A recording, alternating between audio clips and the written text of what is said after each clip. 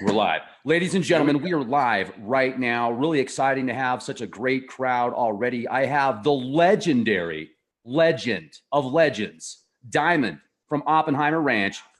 Hold on a moment, ladies and gentlemen. There we go. I had to hit the mute button there. You heard that echo. I need just an extra assistant just to hit the mute button. But no, then it would take away some of the fun. So Diamond had a blast going out to Disclosure Con with you. We saw some amazing petroglyphs. And folks, what we're about to share with you are petroglyphs that look like extraterrestrials, that look like ant beans. Some of them have 3 or 4 different antennas poking out of their heads. One of them looks like a robot.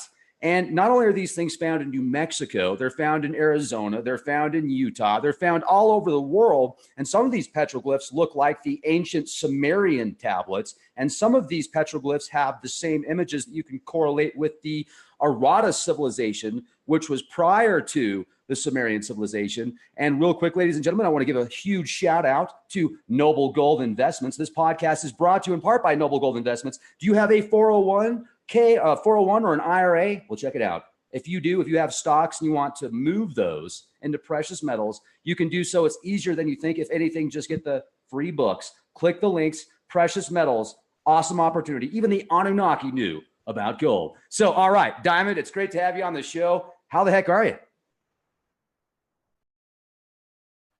I'm excellent, and I was just on mute, but no longer. So it's a pleasure to be here. And I had a great time at Disclosure Con as well. I mean, weren't there some awesome people there? Just very good hearts, intelligent. You know, it was great to see so many amazing souls in one place. And I can't wait for the Leak Con that's going to be coming up here next year, ladies and gentlemen, in Denver, an even cooler area. But we'll talk about that in another podcast. So I've got a ton of pictures, and let's just start off here. Let's take a look at some of these pictures. And also, for those of you that haven't been following Diamond or the Oppenheimer Ranch Project on YouTube, make sure to subscribe. Diamond is a paleontologist and has a very credible background with the electric universe. And a lot of what he brings to the table is cutting edge knowledge, but it's also backed by science that has been very fast moving with the electric universe theory hypothesis. So Diamond, I'm going to let you talk a little bit about yourself and your background in those fields. And I'm going to start pulling up these pictures for the audience. Amen. Yeah, awesome. My background got started in 1989. By the early 1990s, I was just delving into geology. And yeah, I got a scholarship to grad school where I became a stratigrapher, and I was teaching paleontology and stratigraphy to majors. And that picture is amazing. And that took me to my mentor and Professor Pete Goodwin, and we wrote some papers on Milankovitch cyclicity. And it's my experience, and now soon to be yours, Rex, as we see more rocks in the field, that the stratigraphic record on Earth is one of catastrophic nature. It's episodic and catastrophic in a predictable hierarchic fashion. Now, those are a lot of big words, but what that means is every precessional cycle, every 26,000 years or so, there is a major catastrophic cycle. And the last time this cycle started, 11,500 years ago, sea level came up 400 feet. And now we're on the sea level fall boundary where sea level drops and we go into a glacial period. These 26,000 year cycles are stacked into a bigger 100,000 year cycle, which you can clearly see on the GISP2, which is the Greenland ice core data. And so that's the kind of high resolution temperature and climate data that we have to deal with and work with when we're trying to uncover what these ancient people were writing on these rocks. Probably to warn us or to let us know what they knew. And so, yeah, go ahead. You want to chime in? Yeah, I want to chime in on that note real quick, because warning us, it seems to me that's definitely a possibility, but on a lot of these petroglyphs, especially when we see these, what looks like ant beans or these beans that have antennas poking out of their heads.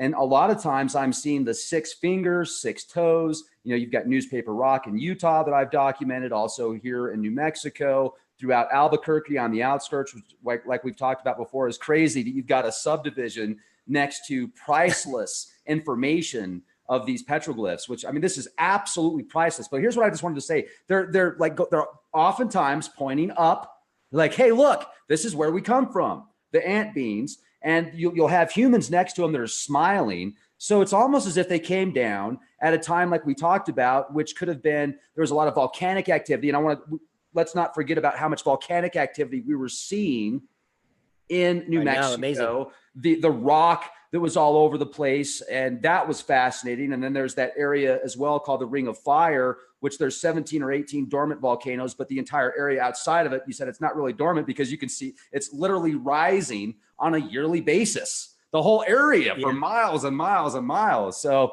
but I think they came out and they're like, hey, how's it going? We're the ant people, or our names are Billy, I'm Bob, and that's Anu and whatever. But they seem to have a good vibe. And they're always, from what I have seen. Now, what are your thoughts on that? Yeah, I mean, the more and more sites we go to, we're just getting into this, and we're blessed because we have access to hundreds of thousands of these areas, and we're just getting started. And now I can corroborate what you're saying is there are happy faces everywhere. There is not a single scary or strange. There are strange petroglyphs, and we'll get into that. The sideways lying alien is called a shaman to many, but just let's look at the Birdman here with the double arrow head next to the flying bird, clearly something going on here. And if we talked to the ranger who intercepted us in a secret area when we were getting some amazing pictures. He even knew that we probably knew more than him. And that's why he gave us a little pause, because he wanted to know what we were saying. But the fact that they look at something like this picture here and they say, oh, it's a mask. That is ridiculous. And we look at these pictures of the natives, and they would have these different headdresses on and different uniforms and clothes that they would take from animals. And it seems to me that they were mimicking what they saw. They were attempting to, you see an astronaut come down from space with a spacesuit, and you don't have that technology, but you can make something look like it. And then you put it on and you attempt to mimic that. And that's a form of energy transference to them. And oftentimes it's very powerful what you can do just when you get your mind in a certain set. If you study hypnosis, some of these incredible athletes, they hypnotize themselves before they go and perform, because that puts them in a certain state. Well, this is almost like that with trance and putting everything together. But I think that some of these— Let me jump in. What's that? Let me jump in. Yeah, please go ahead. Thank you. The Dogon tribe in West Africa, they have costumes and masks. Now, it has come to the attention of plasma physicists and astronomers that the Dogon tribe in Africa, these masks and ceremonies and dances are specifically revealing advanced scientific information on Sirius A and B, the revolution of this star and its subset of stars. Now, these are stars where astronomically we were only able to witness in the last decade, and it proves that they knew the rotational periodicity of Sirius A and B hundreds of years ago, and they're still dancing about it. So the masks aren't like fake ceremonial things to kook you out. It's absolutely what you're saying, Rex. It is scientific information that they are trying to preserve because they didn't have math. They didn't know how to write it down. So they are literally, replicating it through dance and masks and art because that was their language, It's absolutely incredible. And also I find it fascinating when you look at this guy down here. He's got what looks like these, if you were to look at an insect and imagine that insect being bipedal, then it would have this same type of antenna system. And this is just one of many, folks. Let's look at some of these other pictures now. I'll start scrolling through this and I want to get your take. This is just a stick figure, but look at this one. I want to show you this one because this to me looks like some type of being. And then next to this being, it almost looks like a Klingon ship. And we saw something like this at the other site in Sankawi, but it was too faded to get a real good picture of, and it almost reminded me of like a Millennium Falcon or a Millennium Falcon. What are your thoughts? Rex, this boulder with these pictures just to the left off the screen behind it is another boulder that has a UFO with a streak out of the bottom. And I have actually I took a picture. It's to the left of this boulder with the two overlapping each other. This is there, right there on the right. See that? The UFO-like thing with a tail could be a dragonfly. But when you're looking at the first boulder, you can see above the top just that dragonfly or UFO image, as if it's a sentence from boulder to boulder. You're actually reading a sentence depending on the angle you're looking at it. This is fascinating. Yeah. And the thing is, folks, and Ransom brought this up, which was quite interesting when we were taking this tour. He said, wow, I'm getting a phone call from the Men in Black right now. I'll get back to you, I promise. They're like, you will answer me now. I just disappear. I get evaporated, but then I come back. Anyway, in like an Android form or something like that. Where was I going with this? He brought up many of these petroglyph sites. It seems to be that there's rubble. There's like an explosion, whether it was natural or not, electric discharge. Many of these sites, you see these catastrophic events unfold. And also when we did the tour recently close to Dulce, you pointed out that area where you could look at the different rocks and the soil, and it looked as if there was a 30-foot wall of soil and debris that came in from close proximity. And below that, you saw these smoother rocks and different colored soil, which could have been from over 10,000 years ago. But you could clearly see with the soil that a catastrophic event happened. And I think it'd be important, if we don't do it today, we need to talk about the ice core samples that you have told me about in these different cycles. Let's talk about these cycles and where we're at right now. And then also connect those to the tablets, the Sumerian king list, because as I showed you recently, and you also, you remember this, 100,000 years ago, approximately, there was a great flood that's depicted in the Sumerian king list. And that was after the rule of many of these kings that ruled for tens of thousands of years. Yeah, let me chime in on that. Now, stratigraphically, as far as geomorphology, meaning preserved soils and sediments that we can go look at today, we only have a few tens of thousands of years of soils on the surface. So anything older than that, it doesn't exist.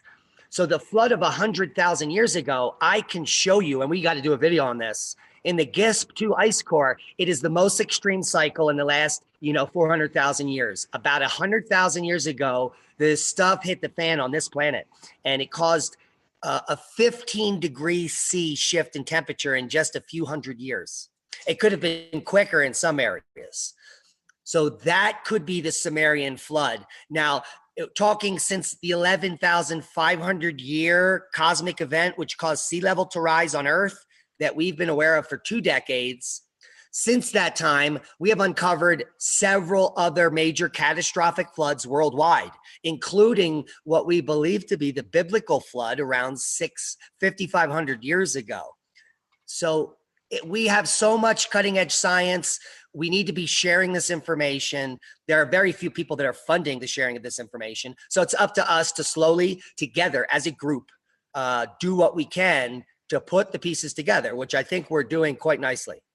Absolutely. And it's also fascinating when you look at some of these petroglyphs, in my opinion, that seem to depict the spaceships. And then sometimes you'll see what looks like spaceships and beings in the spaceship. This one, for example, is fascinating because you've got this circular object, which you could say it's representation of the sun, but I don't think that it is because it has a straight line underneath it.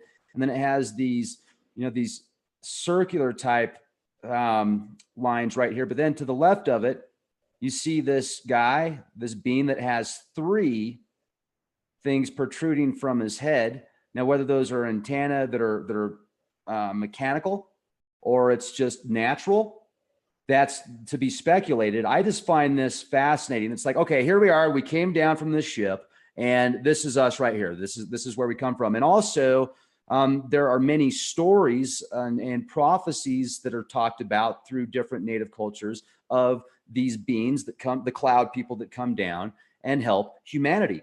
And we look at these events. So let's put two and two together. If this happened around 800 years ago, and you talked about much volcanic activity then, maybe they were coming here to help us and help them. And then we also talked about the magnetics and the different currents. And if you could bring this up, because you know more about this than I do, I'm just remembering what we talked about. If they are interdimensional beings, they come through at these times because like these currents allow them to. Yeah, that was an interesting conversation we were having, was it not?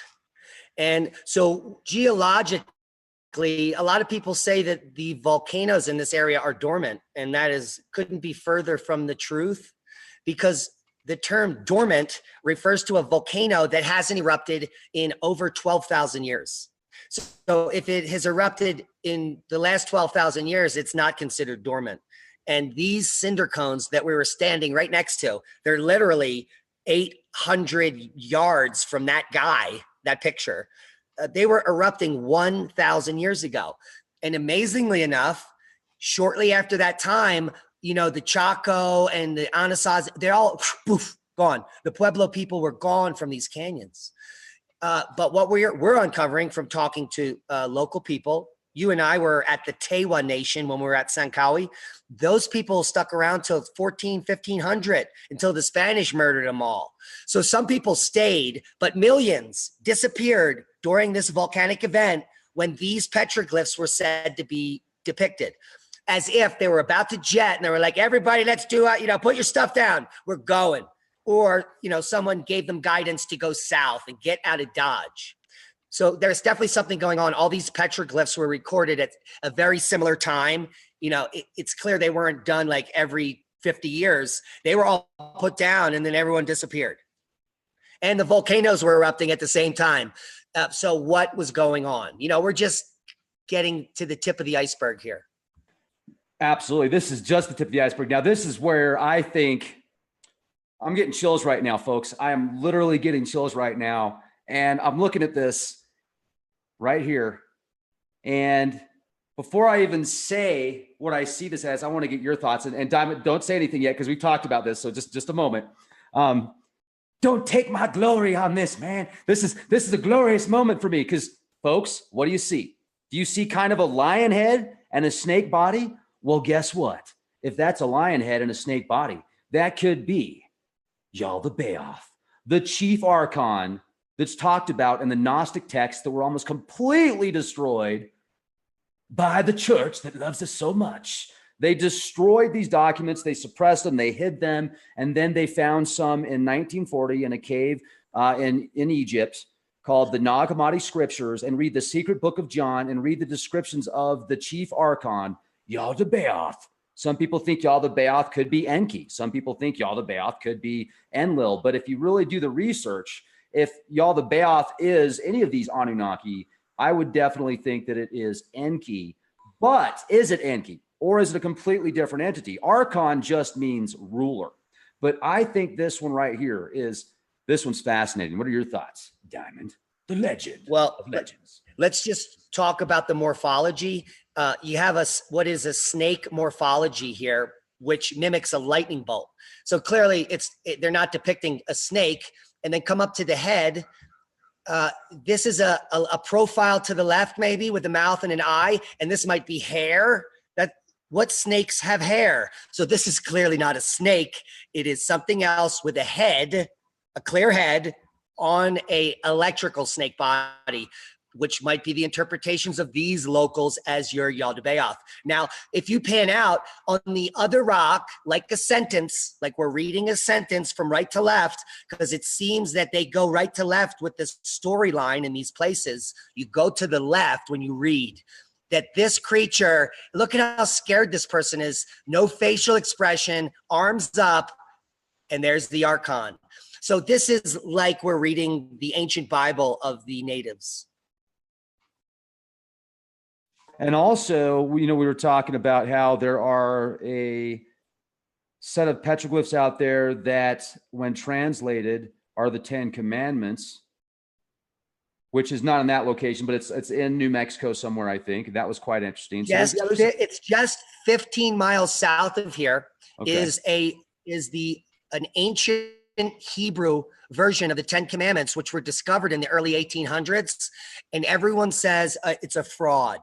You know why? Because it would completely turn over history as we know it. It would all have to be erased.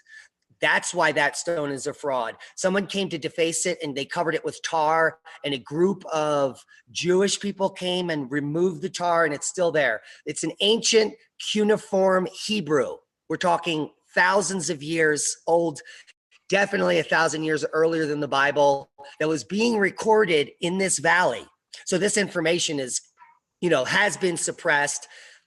You have to destroy all your preconceived notions to even go forward with this kind of information. Act. We come in peace. We come in peace. Look at that one. Will you just look at it? What is that? To me, that looks like somebody falling down from the skies, like, that they're launching some skydivers extremely high. They've got some space, but they're coming down. Now, Diamond actually was a skydiver as well. So, and you mentioned that these extremely high jumps, you need to have a special suit on because of the oxygen, and you're traveling at 700 miles an hour, Mach 9. It's called Halo. Let's talk about this one. Low opening. Halo. High altitude, low opening is a halo. High altitude, low opening. So if you're jumping off a cliff, you might have a parachute here. But I mean, I interpreted it as looking just like the Mayan dude in a spaceship that they just uncovered. The sideways spaceship where he's working on all the equipment with his feet up. I think this might be this is a more simplified version of that. But I mean, look, what is this? Are these claws, 4 fingers, 3 toes, giant bug eyes with 3 antennae? I mean, or is it a bell of some kind of ship? This is just the most insane petroglyph anyone could look at.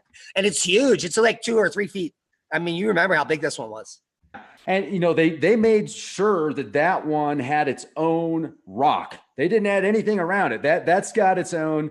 And I think that this is one of my favorites. And it does look like an insectoid bipedal being. Now, another thing that's interesting is the 3 different antennas and the eyes. You can definitely see that they're eyes, but is that a suit?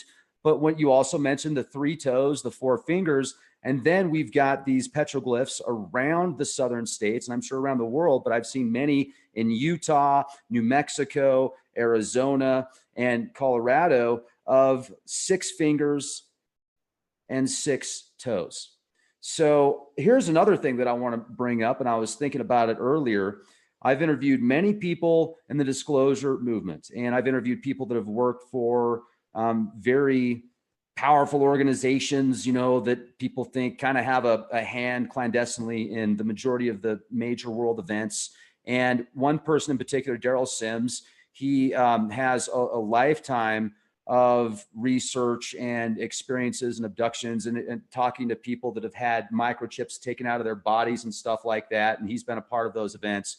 And he talks about this like rogue spaceship that has these beings that are cloned. And he talks about, the grays, the mantis beings, the reptilian beings, the Nordics. And he talks about how the Nordics are like the Corvette of the clones. But here's what's interesting. If you look at, and obviously that's a lot to digest. That's, you say, show me the proof. For big claims like that, I need some serious proof. But to think about if it's impossible or is it likely, let's think about that for a minute, because you go back tens of thousands of years and they've got these structures that are just insane that we can't replicate today. And there's stories and cuneiform tablets and all sorts of information about biogenetics and genetically creating beings. We were genetically created by Enki and Ninmah because they needed to do, they're like, the gods, they're working too hard. You need to do this for us. So they created us to do the work for them. And even if you read the Hebrew Bible, it says the Elohim created man in their image, which is plural. And I think that there's a lot of connections there. I think it's pretty much describing the same stories in just different lights and different terms, etc. But to make a long story short, if they were genetically manipulating these beings, you can go back and look at in Egypt, see these hieroglyphics of what looks like ant beings as well, with the antennas poking out. And then also it looks like the gray alien. You can see what looks like a reptilian being. And even in the Bible, in the Genesis, the Hebrew version as well, that you can get access to, there is a description of these, what you could say, serpent beings that were created before we were. So maybe they even came from Earth. But what if there was a rogue fact? Because he talks about this ship that literally has these clones that come down. They take genetics of humans. They abduct them, etc. Do these nasty experiments on them. He says it's the scariest thing that'll ever happen to you. Well, maybe that's like a rogue faction that did decide to kind of hop ship or create a ship to hop Earth and then just terrorize and continue to create themselves and live through these bodies. And these beings, maybe they got their DNA and are replicating them, but I don't see these beings as being bad or negative in any way. And I've also talked about my own experience when I was a child. When I was less than 2 years old, whatever I saw, best correlation I have could be something like these dudes right here. So, and I didn't get any bad vibes. I didn't get abducted. They were just staring at me in my crib. So, or maybe it was just a dream or swamp gas. Well, and interestingly enough, when I was 10, which is exactly the same time when you were 2, I saw these same creatures in my bedroom in the doorway. They look more like praying mantises, but vertical They look like Men in Black with praying mantis heads, literally. But they didn't have black suits on. I don't remember that. But I do remember tall mantis-like beings that were benevolent outside my door. Now, I was abused as a child, and I had some crazy experiences, and I don't think that had any relationship to it at all. But let's get on with some biological facts that can corroborate with some of the information that you talk about. There is information coming out with all this genetic research that over 90% of biological life on Earth arose 200,000 years ago, thereabouts. Over 90% of it. And that is not something that the mainstream is talking about. And it's very interesting because it correlates to some of the Sumerian king lists that you've seen that start around 200,000 years ago. And that could actually be one of the creation myths actually occurring that we witnessed as humans. I absolutely agree with that. And that is just so wild. When we talked about that, I didn't know if you were going to bring that up. So I'm glad you did, man. I'm getting the chills just thinking about it. The same year that you saw those things, I did. And I think they're the same. So how interesting. And now we're about 20 miles apart, man. What a trip. But anyway, look at some of this other stuff. I don't know how old this one is, if this is a newer one or not. But that kind of looks like a head from an angle there. And then I want to get to the robot one. That one was wild. But what is your take on this one, Diamond? Oh yeah. So this is so intriguing. Clearly it's a small dude sitting on the back of someone's head as if there is a control mechanism. You know how some of the depictions of the 8,000-year-old statues have the snake going down. And then the pharaohs have the snake. This isn't something on the head. Now an archaeologist would be like, oh, it's a funny hat. It's a funny hat, Rex. It doesn't mean anything. Somebody said ceremonial funny hat. Somebody just said it's SpongeBob. Yeah, I think that's about as accurate as saying it's somebody with a funny hat. It's about as credible. This is an interesting one right here, but this one right here, wow. We just look at it. This looks like a gray.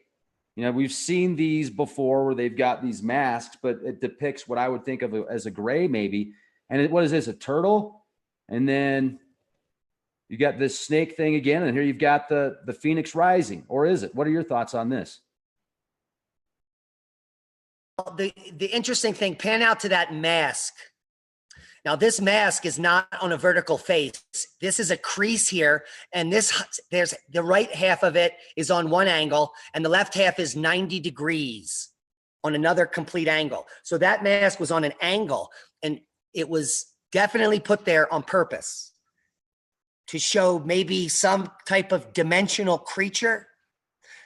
And it's very interesting. I saw one other goblin dude mask also on an angle like this. So clearly that is significant, very significant. It was not an accident that this creature depicted here, which according to the archaeologist is a mask, it's not a mask. It means something else, and it's very, very important. This guy here with the reverse bent up legs with an arrow, that's just not, that is very significant. What does he have, a rocket shooting out of his butt here? What is that?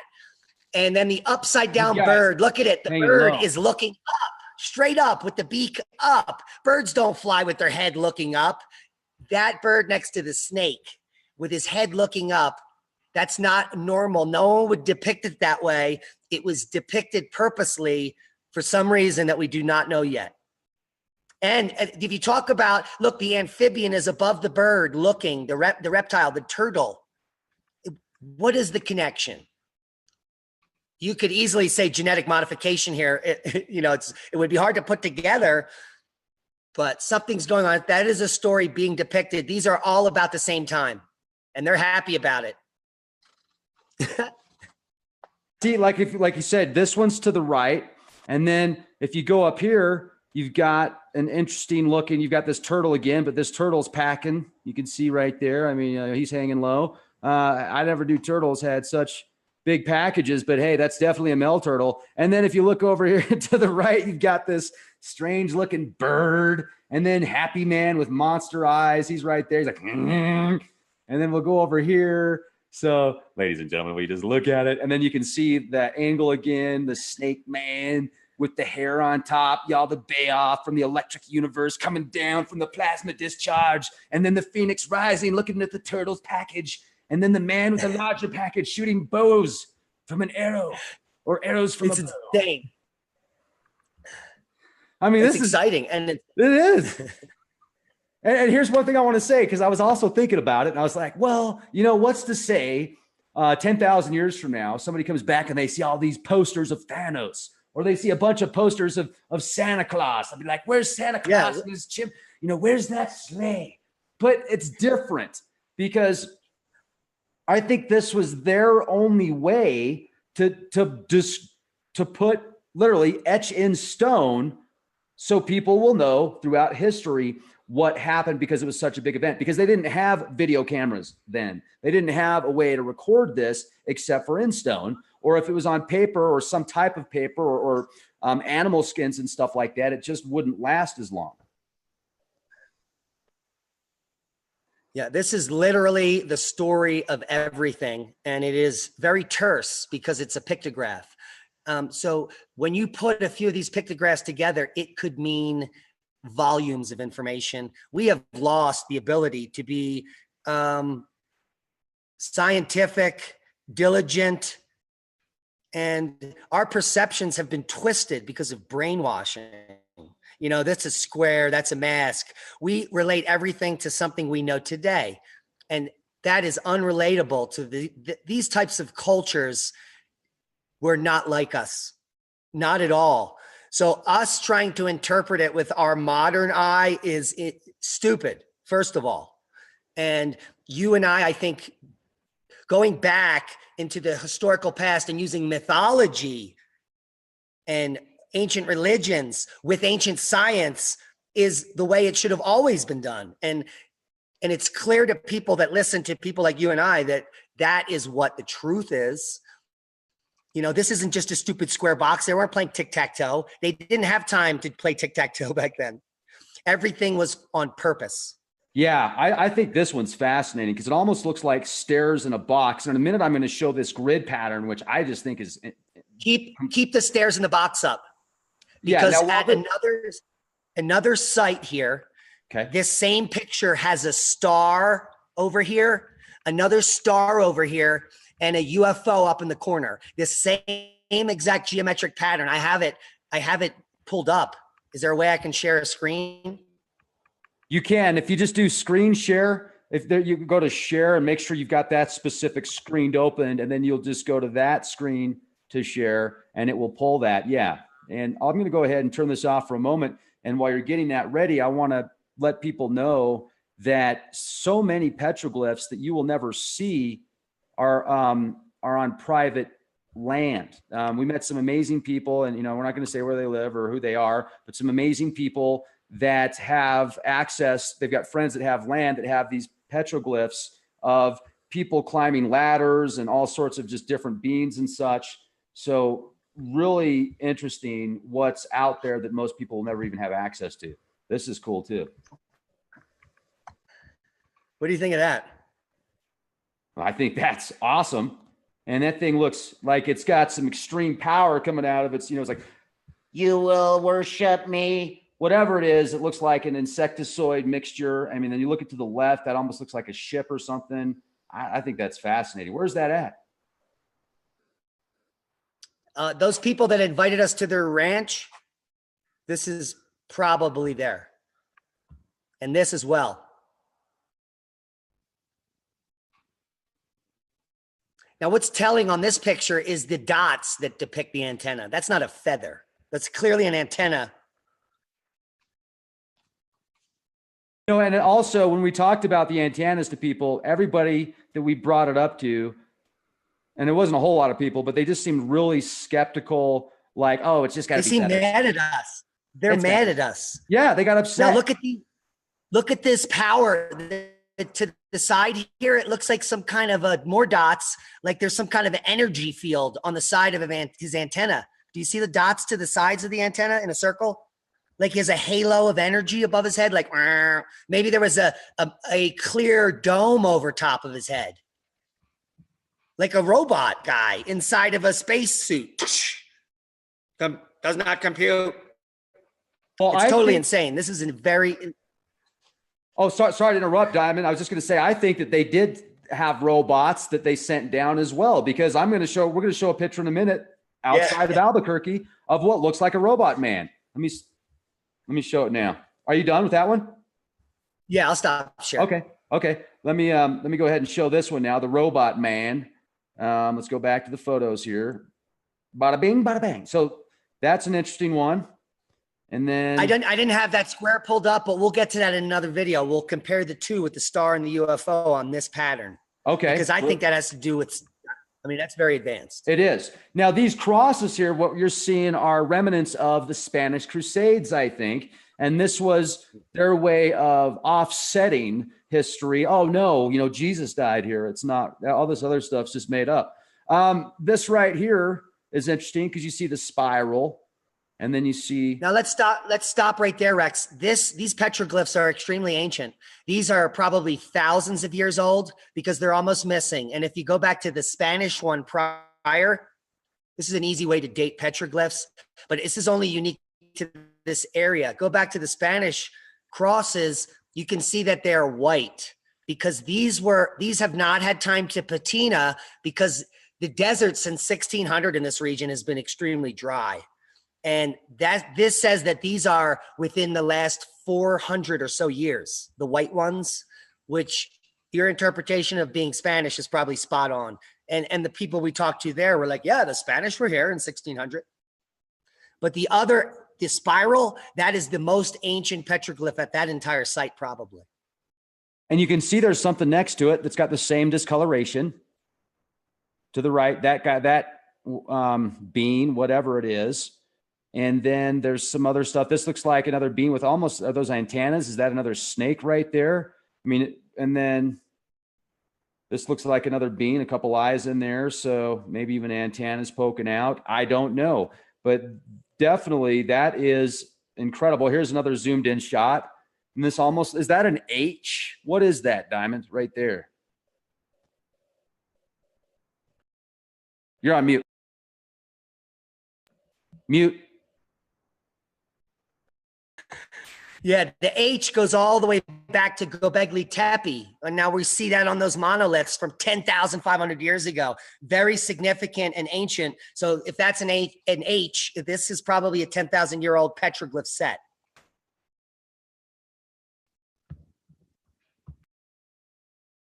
This one blows my mind right here. This is a trip. Look at all the different dots and the way that everything's lined up right there. What is that? It does have the reminiscence of a swastika, which is a very sacred symbol for these ancient people. But is it though? It seems to be more than, maybe it is. Maybe you actually, you know what? Look at this. Look at the diagonal here. Yeah, there's an angle here that is very bizarre. I think you're right. See that because I could actually, if you were to overlay it, like for example, almost every single bank, if you look at their symbol, it has a hidden sun symbol or swastika inside of the symbol. Now we're not talking about I think Germany during Nazi time, they actually flipped that symbol. Flipped it, So, to represent something different, but this is ancient and this has nothing to do with that at all. But I think that's a trick because that looks like it could be pretty old too. What do you think about the age on that? Well, I think it has everything to do with the Illuminati and the Denver airport, because the Denver airport was laid out in that exact pattern. Now, that's not a coincidence, Rex. And anyone that tries to convince me of that is full of it. So there is something sacred about this geometry that we are unaware of. And that's as far as I can go. I love that. Just the mystery of that. And the way that the dots were all set up was just crazy. I mean, it was so intricate. I think that wasn't just somebody painting a picture. That thing had some serious detail to it and lines. And I'll bet if we were to count each number, and if you were to use that with cymatics or something like that, I wonder if you could create some type of energy vortex. But this is another one of my favorites. That pattern, Rex, that pattern was on the top of a boulder, the top. Yeah, so you had to stand above it and look down or you couldn't see it. Yeah. Yeah. Just like the Denver airport. You have to be above it to look down or you can't see it. Because the sun could link with it and that energy could be, like feng shui. It might be the portal, the way you suck the sun energy in. Yeah. Yeah. What was it like? Why no one can land in Denver, because it's always, your flights are always being canceled in Denver because it's a portal and everyone's going to die when they land during the portal. Everyone's been delayed at Denver. Ladies and gentlemen, the reptilians. And I'll tell you, go to Denver and check out, I did a podcast recently where they were mocking the people in the construction zones they were working on. They had green aliens and they also had these other ones saying Area 52. But one thing that I thought was really kind of bad taste is, and I'm all for, playing jokes and kind of, tongue in cheek and stuff like that. But I think it was untasteful when they said some people think that that Lucifer, the horse, is cursed. Well, yeah, people think that horse is cursed, not just because it has red glowing eyes and it's blue and it's, and you're driving to the airport and you see this thing just popping up out of nowhere. Not just that. I could get, oh yeah, that's cool. It's a shock factor. I get it. But the fact that the guy that created it died while he was making it because a piece fell on him and he bled out. I don't think that's too funny. So, but anyway, that's a whole other podcast. But check this out right here. This is, wow, what is this, Diamond? Talk to us about this stuff.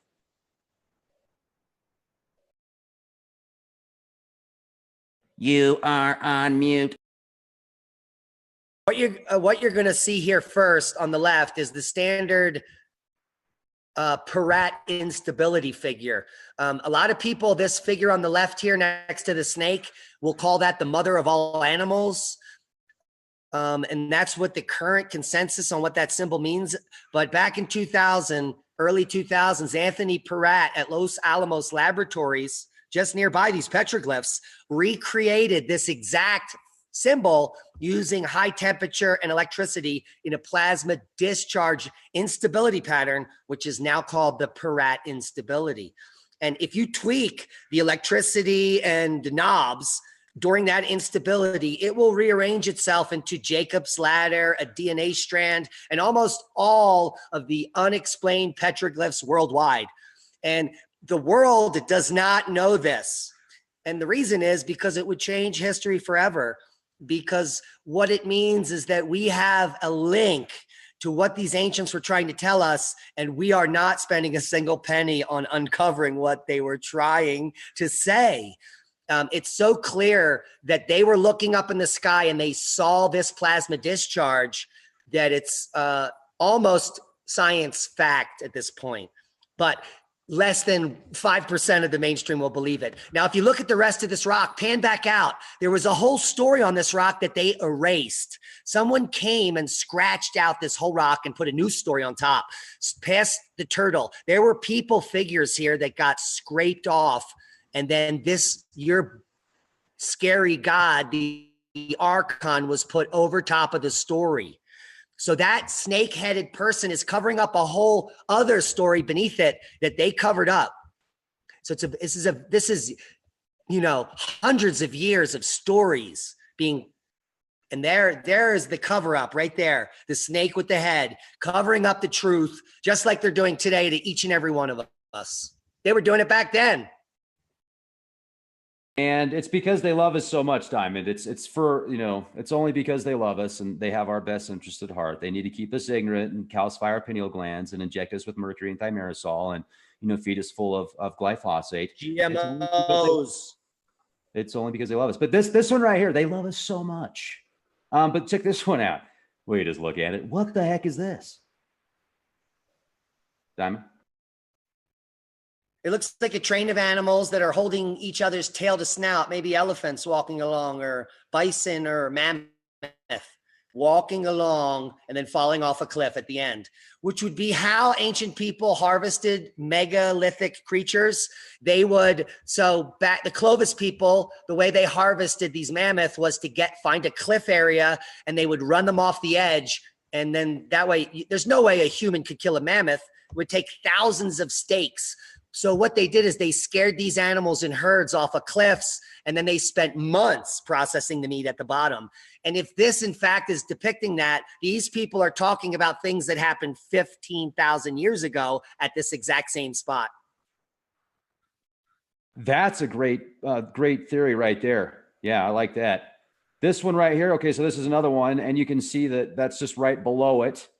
And that would make great sense. Absolutely. And there's some stuff here. It looks like another, I don't know, but let's go to the next one here. I'll pull on some other ones. This was interesting because we looked at this and you brought up that you think that this area, because I had to zoom way in. I've got this ridiculous zoom on my camera. And the one gentleman you talked to, that we're not going to say exactly who he was or where we were at when we talked to him, but he was saying that, can you bring up what he said, or did he say not to mention that? Well, there's burial grounds in this region, and they have areas off limits because Indians have been weathering out of the ground. Now, since 1600, this has been turned into a desert because of climate. And since the early 1800s, grazing have made it even drier here. So every time it rains, what's being unearthed is ancient artifacts, including human bones. And I believe this is one of those burial areas that someone was allowed to go in and take some stuff out of. Now, unfortunately, I have a delivery of 1,000 sheets of plywood in my driveway that I got to go take care of. So I got a jet. Okay.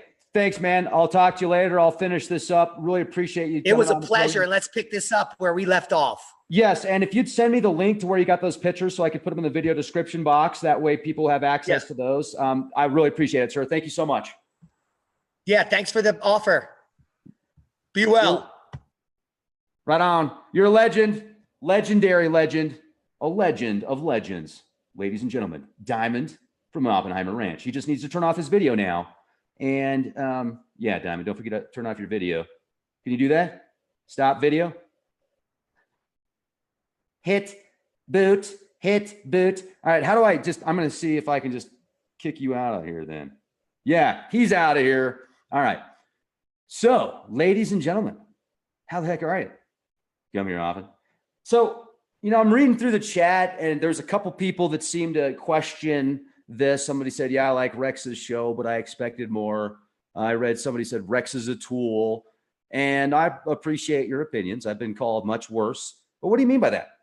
For example, when I present a program to the audience, I do not necessarily agree with, I've interviewed people from all over the world with all sorts of different topics. If I agreed with all of them, it wouldn't work. It would cancel each other out. Now, one of the things that I really appreciate about that, though, is it's not my decision to decide what you believe.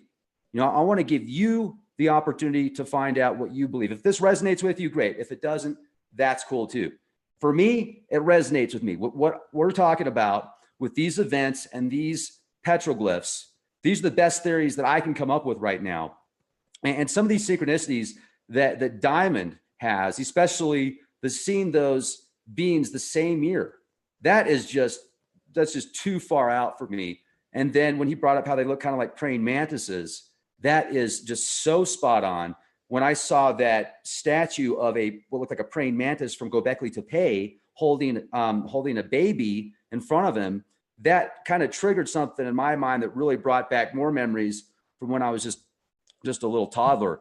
But as I said before, I used to look at them as like the description of, if you watch the Jabba the Hutt scene where there's those insectoid beings playing instruments, that's what I kind of correlated with seeing. So that's what I asked my parents later on in life if we had life-size Star Wars figures growing up when I was just a baby. But anyway, so I think that this is incredible because we're seeing these ant beings all over the world. We're seeing descriptions of them all over the world.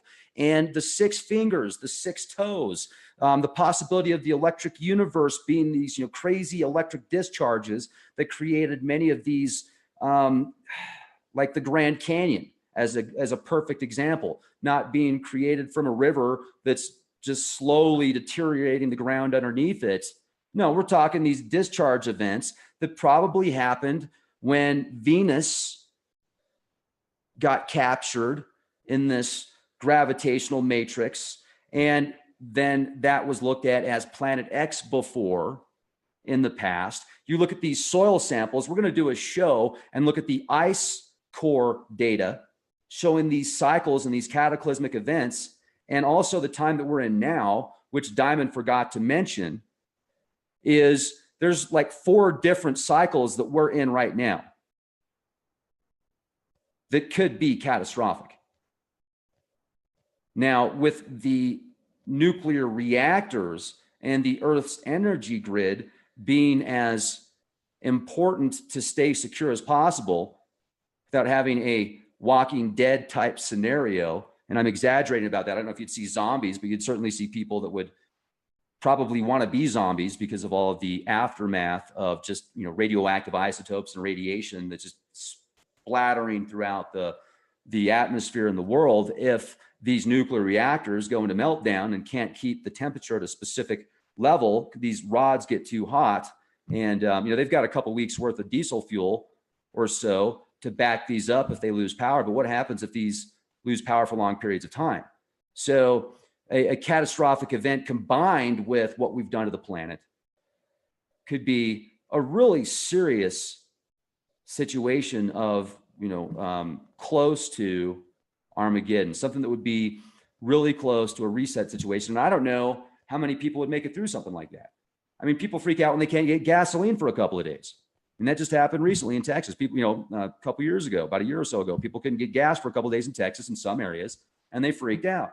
People were getting punched in the face and, you know, put in the hospital intensive care unit because these other people didn't have gasoline. So they thought they could punch somebody and take their gas. It's just disgusting what some people do when they're not prepared.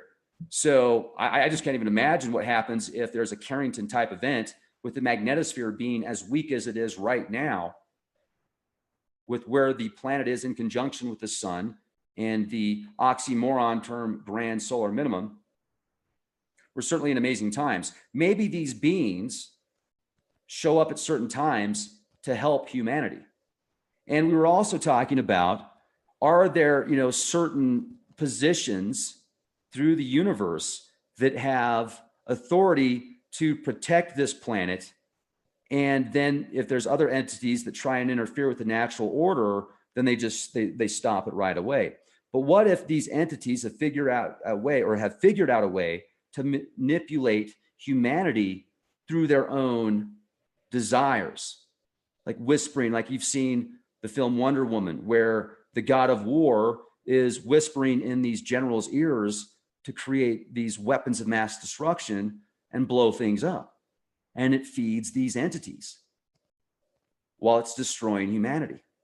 So we need to, I think we need to get all this history out to the masses to really decide for themselves what they want to do, where they want to go forward. Or maybe that would be bad for most people, because if they have been raised as a specific religion, they find out that most of their teachings have been adopted from older scriptures and manipulated and changed to fit certain agendas. And the real history you've been lied to about, maybe most people can't handle that. Maybe they need to have these types of orders in place because people would just freak out too much. I don't know. I have faith in humanity, but then at times I don't, like I just brought up.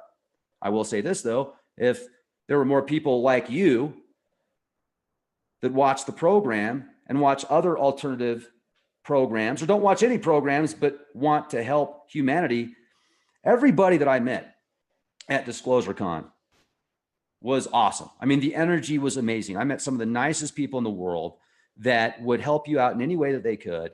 And even somebody that I have in the past had differences with was there, and very respectful and, nice person. Came from like several states away. And I thought that was really cool. So even people out there that don't have the same mindset, oftentimes, if you can find certain connections, certain things in common, I think that we can all work together and find a way to offset these problems. I mean, we're still here for a reason, and things are still going extremely well. But over the next few years, we really need to be prepared for the possibility of major crop losses, food shortages.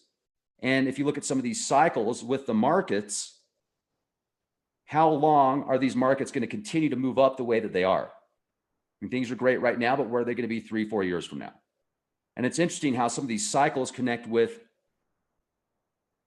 not only environments and but also economics, and how they could go hand in hand.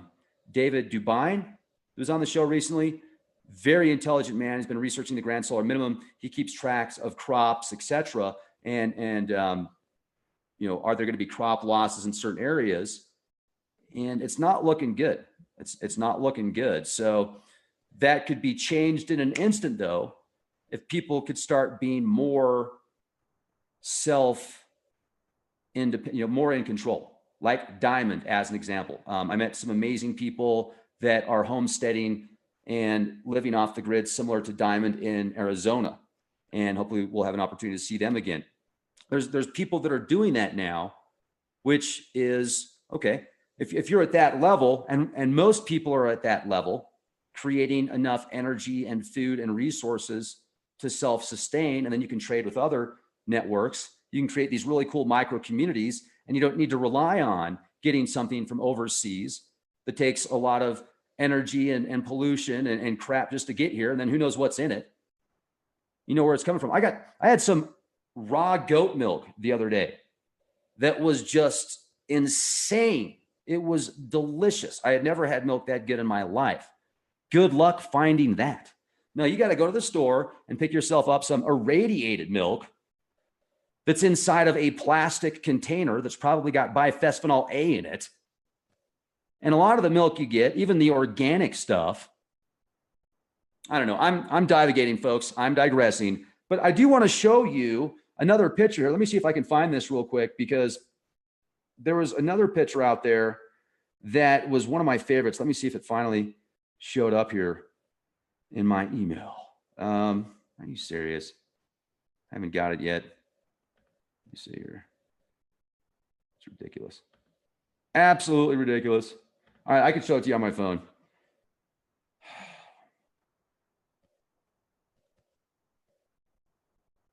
Okay. This is another one that I really thought was cool.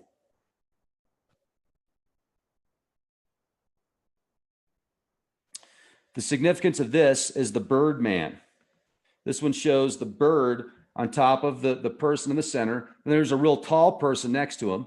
Then there's a dude that's got like an X body, looks like a mutant out of Marvel Comics or something. And then you've got a couple crosses. And then we can't figure out what this one animal is. And then you've got, again, another snake bean. But this one has some pretty big antennas. Okay.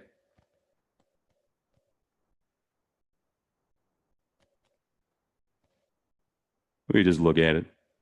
So it looks like the Crusaders, you know, the Spanish Crusaders got there later. They said, no, it's the cross. Jesus is everything. Nothing else is real. Which is unfortunate. And first of all, Jesus is awesome. So I think Jesus is amazing. I just think it's terrible that there's many of these stories that have been taken over and manipulated to fit the church's agenda of who Jesus actually is and when he was born and how you spell his name and what the storyline is of his 12 disciples. The whole thing correlates with astrotheology. So it's fascinating. And I want to say thank you once again, everybody, for coming out to Disclosure Con. And thank you for your support. I want to thank Brady for making some of the most amazing artwork on the planet. As you can see here, I've got some new art from Brady Shalley, Crack the Code.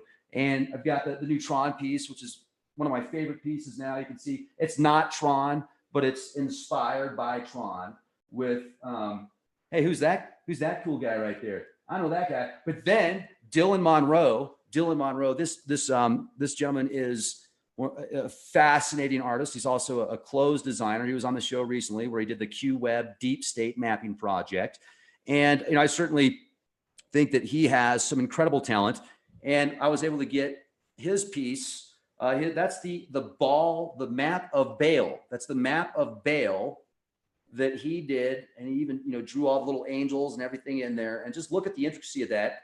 And thank you for signing that for me, Dylan. If you want one of these maps, you can actually just look up Dylan Monroe QMap. It's pretty cool. The Deep State Mapping Project, that went viral. I mean, there was all sorts of large platforms, mainstream platforms that were picking up his work and promoting it. So really excited to get that.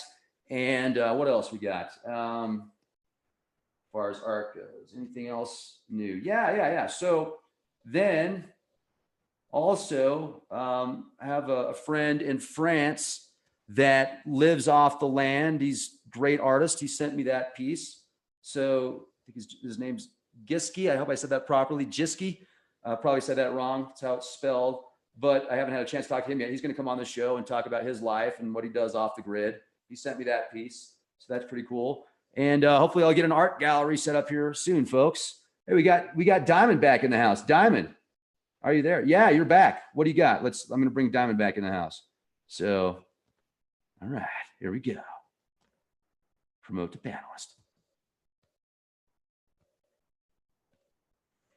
Let's see if he shows back up here. Nope. Well, yeah, there he is. The legend of legends. So, hey, you're back. Yo. Everything good? Everything. I denied the package. It wasn't all there. Oh, yeah. Well, thank goodness. So we're going to do another tour here soon.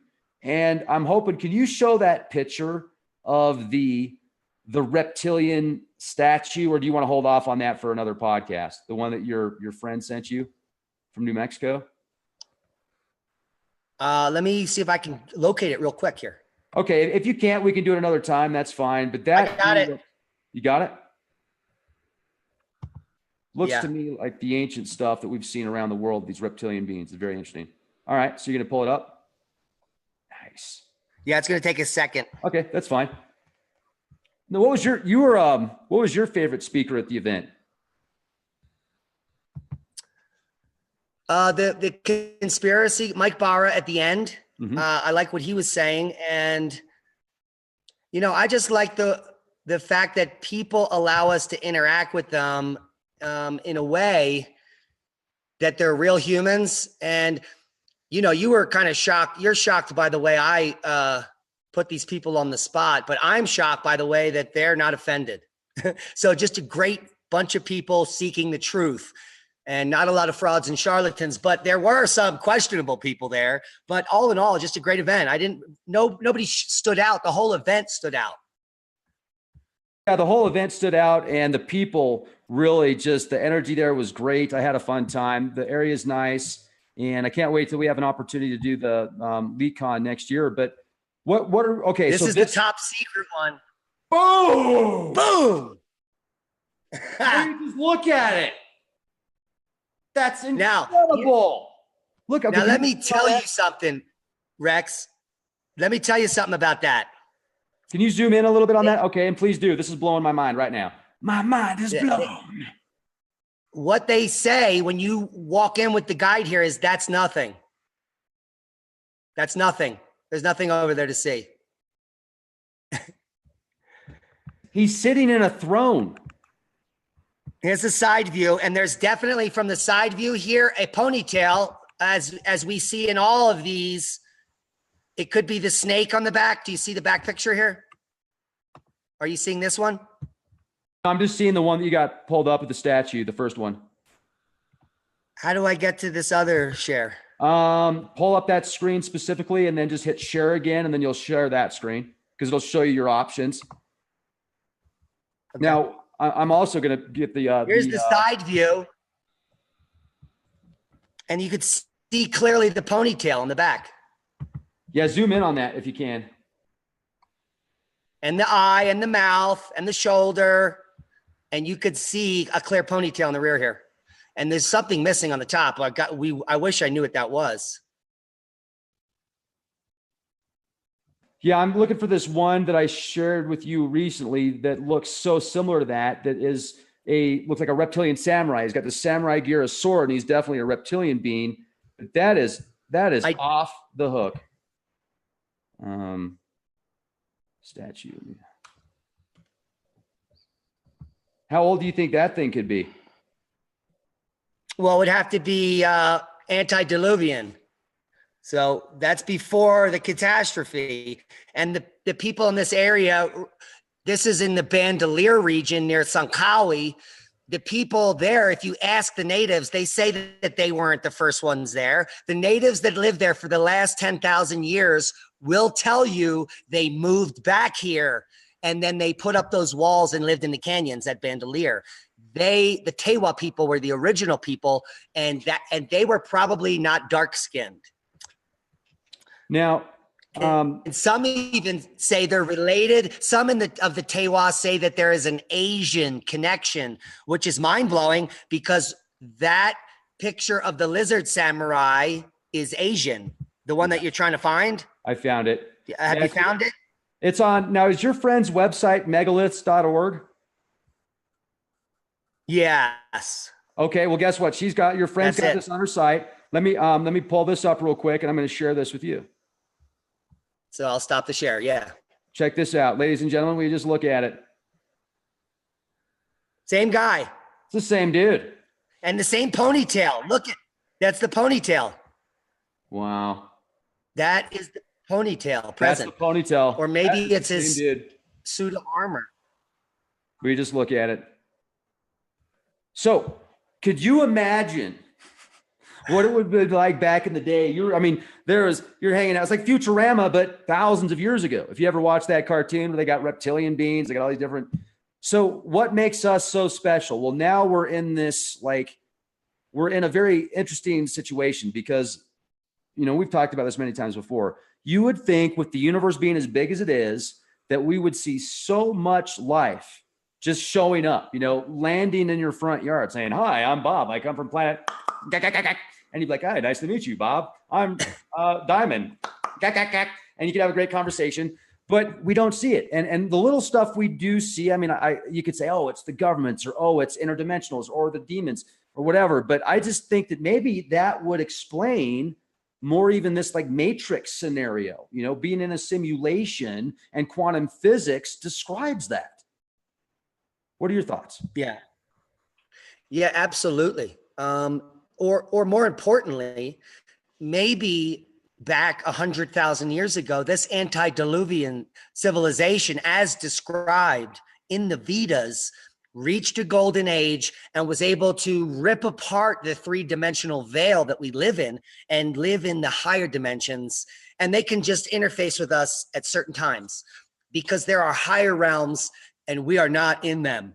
We are stuck in these three dimensions where space and time is linear and we're all going to get old and die. And clearly there is another place that is not this hell on earth. And they probably got there.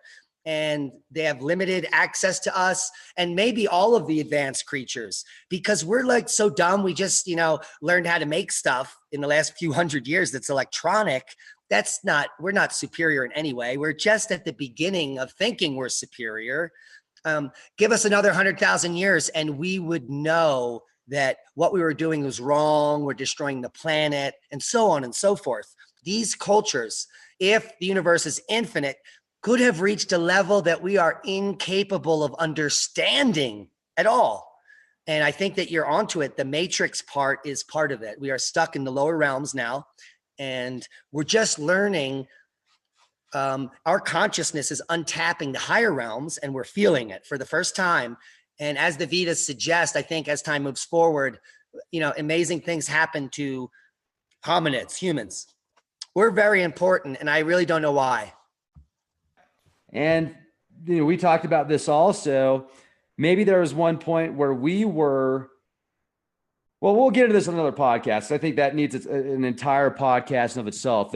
These cycles are incredible. But real quick, though, I want you to bring up, if you would, the cycles that we're in right now, because you said we're in 4 of them, right? 3 or 4. As far as overlapping cycles. Yeah. Can we talk about that? Well, David Dubine and others, the Grand Solar Minimum channel and channels like that talk about small scale climate patterns. We've just started to uncover in the last 2 decades that there is hundreds of climatic forcing elements that are at play here. And so they all go in and out of phase.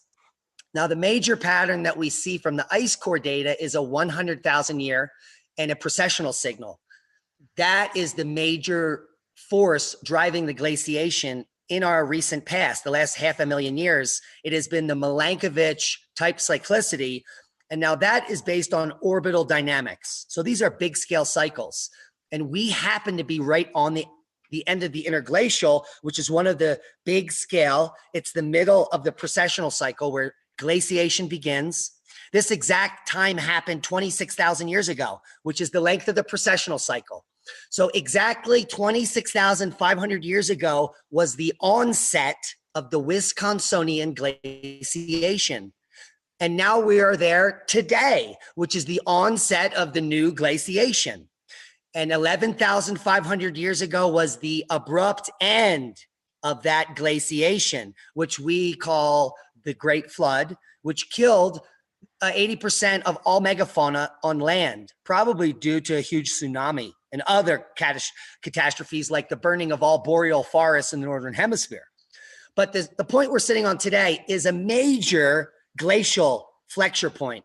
Exactly 26,500 years ago was the onset of the Wisconsinian, and we are now on the onset of the next ice age.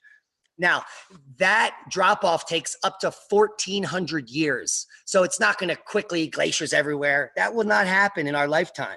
But what happens is catastrophic climatic shifts of epic proportions, because the climate is a system that needs to reach equilibrium. And when it's about to shift dramatically, the effects on Earth are catastrophic.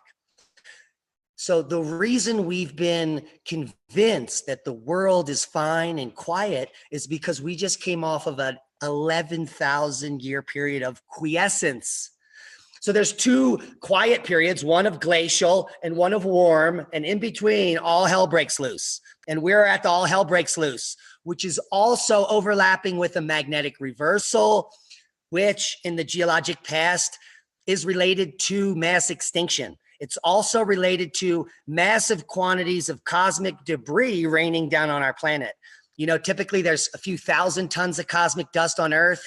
We're talking about increasing this by 1,000-fold, maybe in the next 100 years.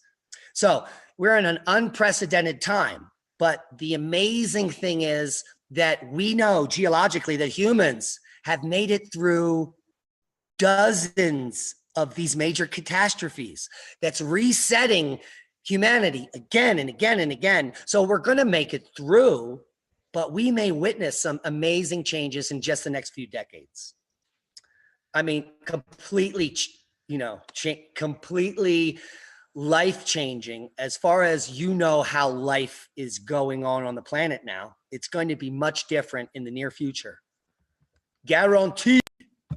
Like you're thinking of the next even 3 or 4 years. Well, what we're entering in the next 3 or 4 years is the lowest solar minimum in modern history. And we have just passed the modern cosmic ray maximum. That happened in July of this year, which means that for every year that we're alive now on the planet, as time moves forward, humanity is now experiencing cosmic radiation penetrating through their bodies at a level that has never been recorded in modern history. This is going back hundreds of years.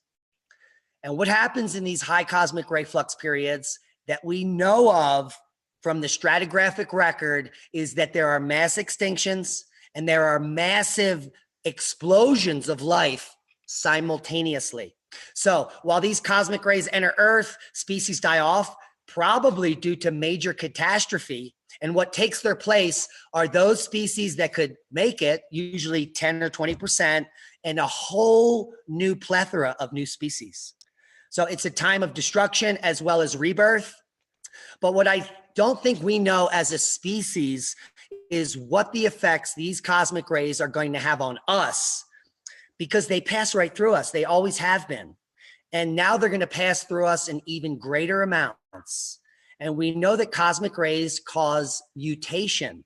So are they going to turn on our genes? Are we going to start to levitate? Are we going to become are we going to have psychic abilities? The Vedas say so. They don't say it's cosmic rays, but they say that these cycles control consciousness. And it is, I purport that it is the cosmic rays that change the genetics. The cosmic rays are responsible for evolution, and that includes evolution of consciousness. When you get to the evolution of consciousness and these higher vibrational frequencies, yeah, I mean, you bring up some wonderful points, but it seems to me like it's been going down. I mean, if you read through these stories, I haven't read enough of the Vedas to say this is the time that things are going to be back in the golden age, but it's, it's interesting because we look through the past few thousand years, the history, I mean, the medieval times, the church torturing people until they admitted they were witches to save their soul. And you look at some of these torture devices that were used in the medieval times and all the war that's going on now and our lifespans and all, it seems to me like it's been definitely going down. So you feel that this catastrophic time that we're going to go through could filter through much of that and actually bring us into a higher level of consciousness. Those that make it through the rebirth will be something like a golden age. And you're muted.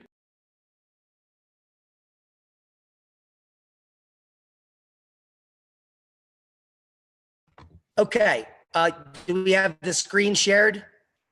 Yes. What we're looking at is Randall Carlson's Iron Cross. Now, this is overlaid on, you can see the black circle in the center. This is representing the precession of the equinoxes with the astrology and the symbol underneath of the black circle. So that's the astrological wheel, which represents the precessional cycle, 26,500 years. And you can see the blue dots, they correspond to the most recent geologic catastrophes on Earth. And what you should glean immediately is that they all fall directly on an exact spot, a line, like a clock. Now, these catastrophes are either global volcanic eruptions, which darken the skies, which would be Armageddon, or they are catastrophic floods. Those are the two types. Either the skies go dark and all the volcanoes explode and all the crops die and everyone dies, or there's a major flood and there's ice everywhere and flooding and everyone dies. But they all happen on the flexure point. And if we come down here to the bottom of the great year, we are on that blue dot. So there'll be a fourth blue dot that says now, and there'll be an explanation of what occurred.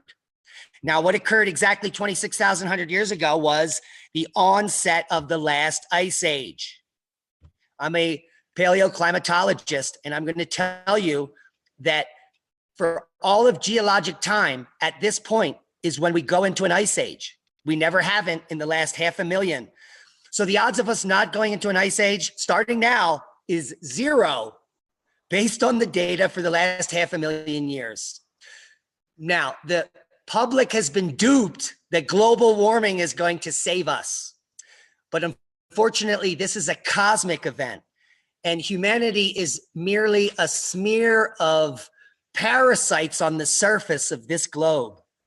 And it is our insane cockiness that will lead to the death of millions of people, because this event is predictable.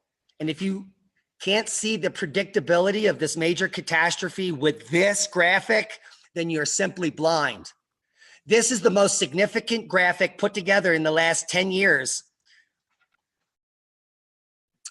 And it should be used in all schools currently, but it's not. And this is because Randall Carlson had to do it on his own. And that's why I jumped into the game, because I am one of the most qualified people to corroborate this information and say, yeah, I've been there. I've seen this again and again. There was no explanation in the textbook because they didn't have electric universe theory. And now we do. And we're proving day after day that our ideas are probably the most correct. And it's scary because we have the ability to see the future. And the media and the propaganda is simply whitewashing it for their own purposes. This is political slavery. It has nothing to do with humanity or love or knowledge. It's fakery. It's Satan. It is exactly what we're uncovering. The ruse is right in front of us, and the facts are right here.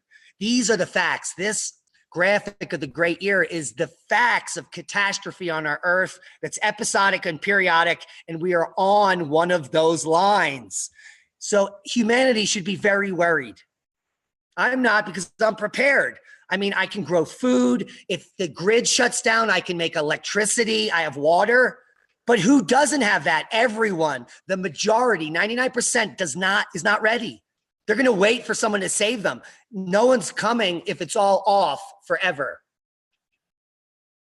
Yeah, that's incredible. And I'll leave the link for this also in the video description box so people can take a look at this for themselves, and definitely want to give credit to where credit is due. I mean, what a great job that gentleman did putting this together. This is priceless. And also, and could you hit the stop share screen for me? I would like to let people know once again, if you're just joining us, go to the Oppenheimer Ranch Project YouTube channel. Go to the website. Diamond does updates every single day.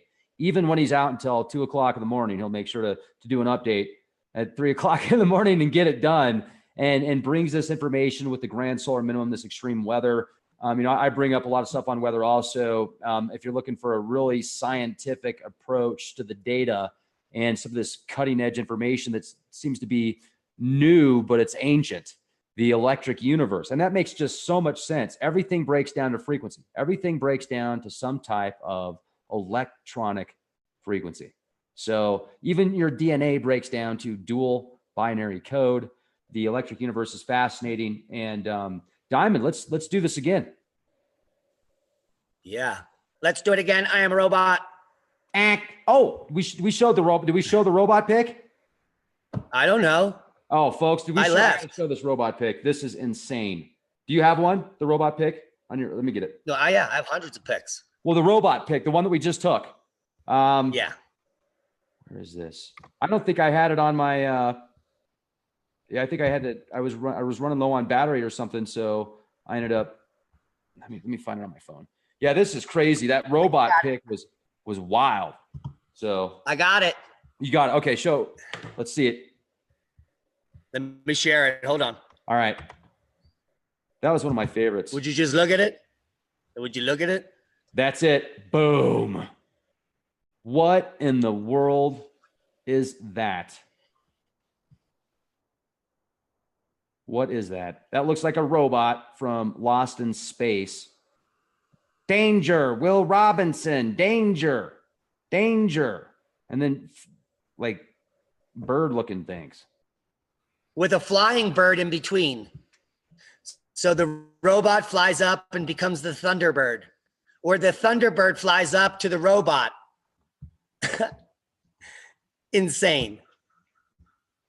Off the hook.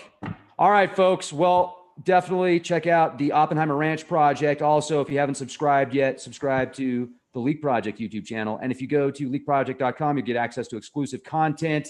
Click those links for the free books on how to move your precious, or how to get precious metals from your stocks, your 401k, etc. It's easier than you think. Get out of the rat race. Be excellent to each other. Be prepared. Don't be scared. And be the change you want to see.